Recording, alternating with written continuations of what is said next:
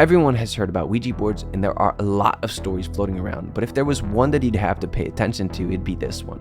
It's the story of a woman and her brother who didn't believe in evil spirits. At least, that was before he played with the board, and what happened after will make you think twice about messing around with these kinds of things. Yeah, so when I was 19 years old, my brother and I played with the Ouija board.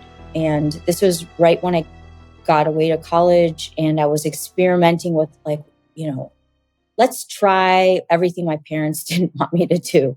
Not everything, but um, the Ouija board was presented to me by a girl in my dorm. And every time I would play on it with her, it would be very strong and it seemed to like me. So she would ask me all the time, hey, can you come? Because when you come, this thing works really good. And so I started to do it. And ironically, I felt like, oh, I'm finally good at something, when you feel like everything you work at is so hard. And this was really easy. And I felt like, wow, this is amazing.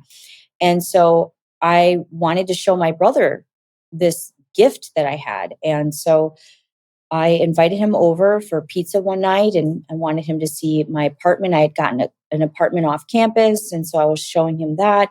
And then I said, hey, my friend showed me about this game. I want you to try it with me. And so he thought it was a joke. And he's like, I don't believe in that stuff. It's all made up. And I said, wait till you see. Wait till you see. So I get on it with him. And the thing is moving stronger than ever. It literally feels like, it doesn't feel like a slight magnet is moving underneath it. It feels like hands are grabbing it and it's jerking and it's stopping. And it's stopping to the point where it's like shaking at the end. It's like very alive when he gets on it. So he's like, whoa, I have like superpowers too. I said, wow, this is insane. Like it was strong when I would do it. Then when we would do it together, it was even more strong.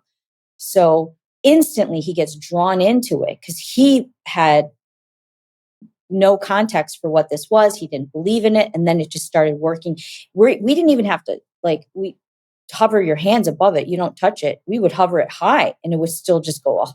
So it was pretty crazy. And so he got enthralled with it and just kept asking questions all during the night. And this is when I first started dancing and I had to go to work that weekend. But I let him play on it. And I didn't know there's a rule that when you play on a Ouija board, you never play on it alone. And so I got tired and I said, peace out, I'm going to bed. And he just continued to play. And then when he decided he wanted to go to bed, he said he lay down and he saw this swirl of smoke above his head. And it was just like a swirl that had faces that were morphing in and out. And they were coming down towards him and they were going back up. And their faces were changing. They would laugh and then they would get really close to his face and then they would suck back into this swirl. And they were all different kinds of faces. He said some of them were fat, some of them were skinny. They all were scary and they were all laughing. And then they would look at each other. So the faces would look at each other and laugh at him in front of him. And then they would look at him and then laugh. And then they said it started to get lower and kind of go like a tunnel, almost like what you would see like a tornado. And it went right to his head. And he said he felt a suction go into his head. And then he said, ever since that point, I haven't felt like myself. He goes, I'm hearing voices. I'm feeling these impulses to do things that are really outside of myself. He goes, I know it's not me, but I just want to do stuff and bad stuff, like bad thoughts are coming to my head. And so I was like, oh, this doesn't sound good, but you didn't sleep all night. So let's just think about this logically. If you get sleep, you'll be fine. That's what I told him. So he kind of looked at me in a way that really scared me. It was almost like a trance. It looked like he was in a trance and he started to look at me like he wanted to kill me. And I said, Daniel, snap out of it. What's going on? What are you thinking? Hello, it's Julia, it's your sister. And he's like, oh my gosh, we got to get out of here. And he goes, the voices were telling me it'd be so easy to kill. I could just snap your neck. And I go, what? You need sleep. So anyway, I got scared. I closed up my apartment. And every time I closed up my apartment, I'm very OCD. I like things to be clean and neat. And so I put everything in its place and I wrap everything up and I leave because I'm closing it up for the weekend because I'm going to be sleeping over at my friend's house. As I dance, on Friday, Saturday night, I would sleep over.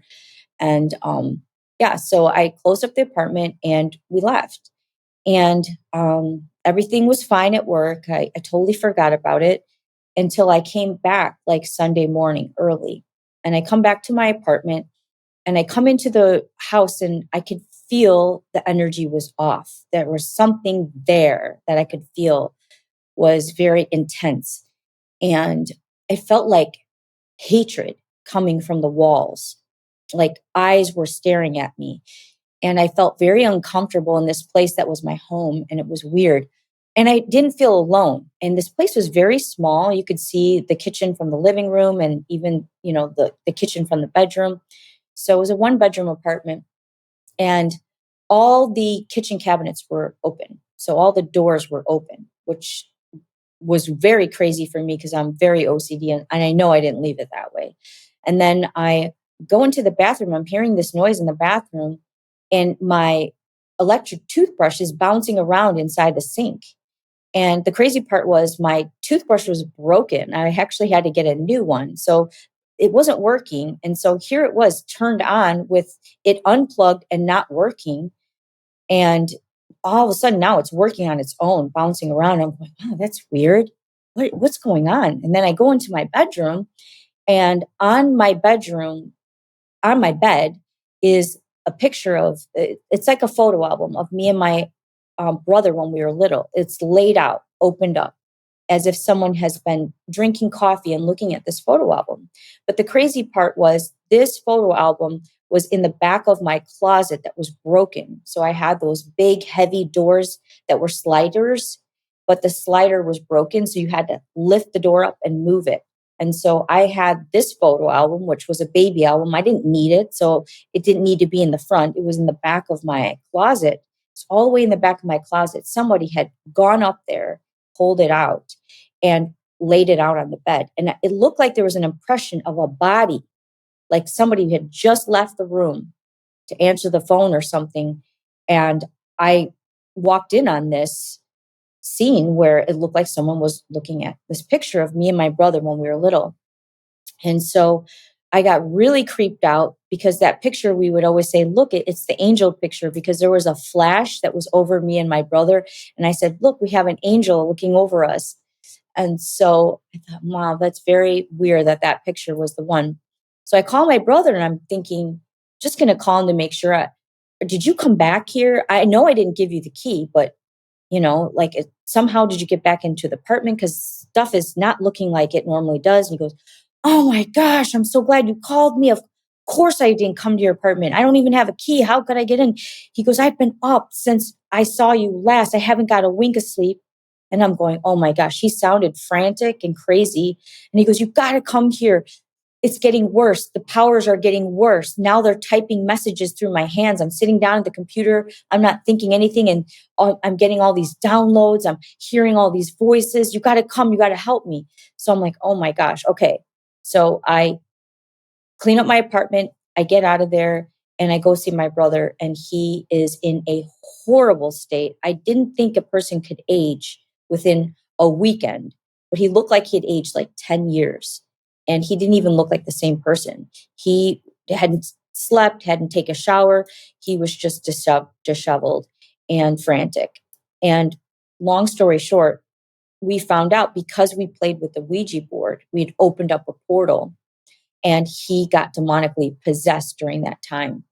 And we took him to a pastor to help out, but our pastor was Southern Baptist, and they don't believe in demonic possession or deliverance or anything like that. They don't believe in spiritual warfare, which is insane to me.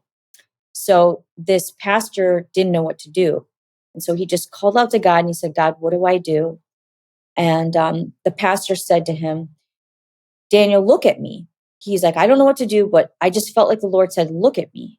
And so Daniel tries to look at him and he's like, and he can't focus his eyes. And his eyes is going up to the ceiling. Then it's like his head's jerking around, violently jerking around. And I'm thinking, he's going to kill the guy. He's going to kill my brother. I see my brother's neck just stretch out really long. And I see these things like punching out through his neck. So I see action in his neck. And I'm going, what is happening here? And he's like choking. So something's like pulling down his tongue or something. He's choking. He's like, I can't talk. And I go, you're going to kill him. He's like turning colors. And so he pushes me out of the room and says, get out of here. And so I'm thinking, oh my gosh, I'm in the hallway. I'm like, God, if you're real, like, I don't know how to help my brother. All I just know is that you got to help him. You got to help him. You got to help him. And I just kept saying that over and over again. And I hear this loud scream come out. And then maybe like 3 minutes later, they open up the door. And my brother looks a lot better, a lot better. His eyes are clear and he seems like he's a little bit more alert. And he's just relieved to get out. So he's like, I'm so glad that's over. And I can't believe that happened. And he's just honestly traumatized by it all. And we're driving home and we're in the car together and we're looking around and the greens were just looking really green. And the sky was looking so blue. It almost looked like we were in The Wizard of Oz when everything had turned Technicolor. And it looked so vibrant and so beautiful in contrast to the darkness and the depression and the not getting sleep and the worry and the fear. It literally looked like there was a filter of darkness on our life that got lifted off. And now all of a sudden we're seeing Technicolor.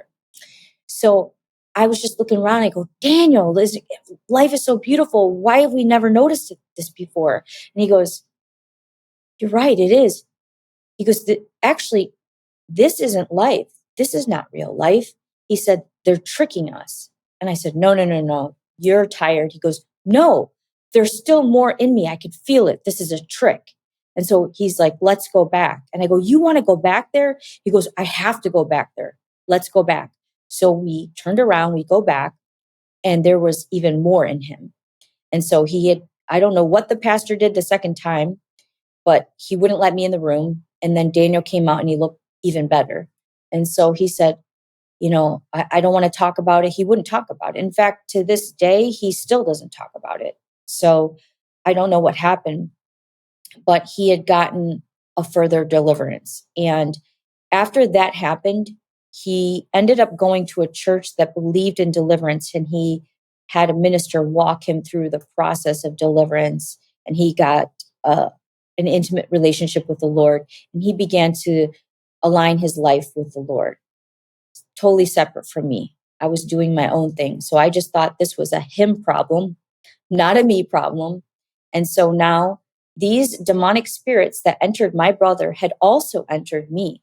But their plan was to remain dormant because they would have more power in me if they lie dormant and continue to fool me. So I was living under deception, thinking in my head I could get away with dancing as long as I didn't do anything bad, right? What's bad? Bad is according to God's law, not according to Julia's law.